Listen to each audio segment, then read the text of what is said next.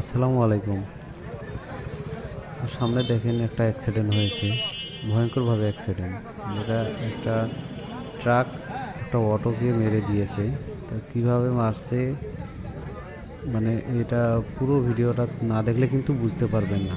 আর দেখেন কি ভয়ঙ্করভাবে মানে অ্যাক্সিডেন্টটা হয়েছে।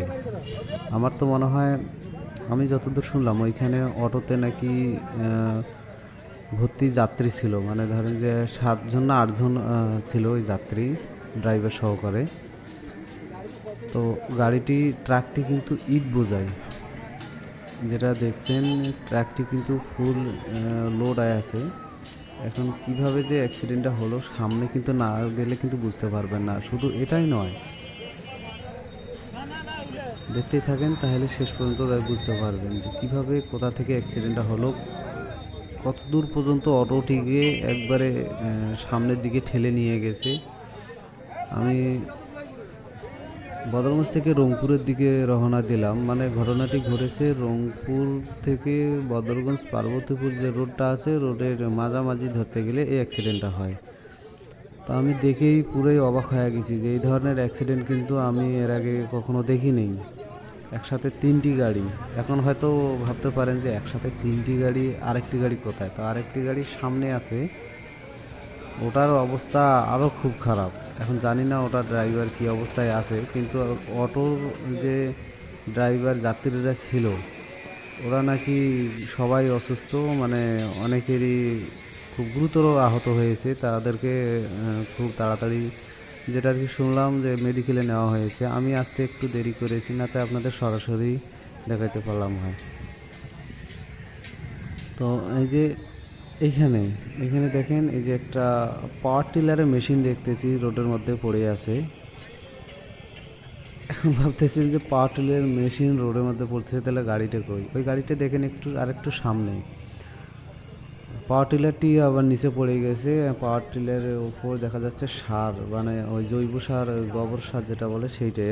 পাওয়ার টিলারের ইঞ্জিন থেকে, মানে গাড়ির দেখেন ইঞ্জিন একবার বিচ্ছিন্ন হয়ে কিন্তু আলাদাভাবে পড়ে আছে।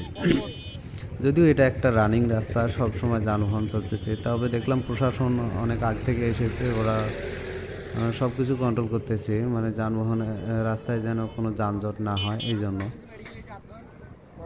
তো দেখেন গাড়িটির কি অবস্থা, এমন অবস্থা মানে আমি কিন্তু আগে কখনো দেখিনি। অ্যাক্সিডেন্ট তো অনেকেই দেখছি, রাস্তাঘাটে সব সময় যাই, আপনারা হয়তো জানেন, কিন্তু এইভাবে দুর্ঘটনা কখনো দেখা হয়নি। তো এই ভিডিওটি করার উদ্দেশ্য একটাই, খুব সাবধানে মানে গাড়ি চালাবেন ড্রাইভার ভাইরা যারা ভিডিওটি দেখতেছেন।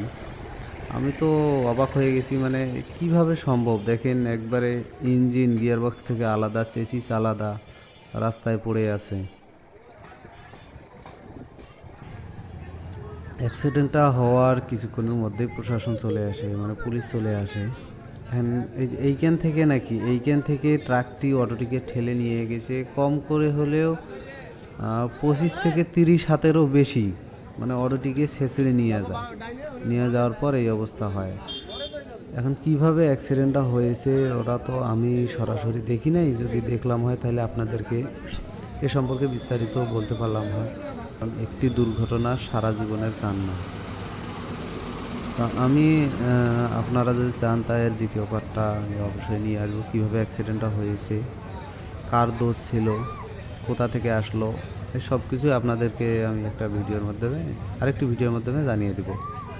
জানি না যাত্রীদের কী অবস্থা, ওদেরকে তো রংপুর হাসপাতাল নিয়ে গেছে।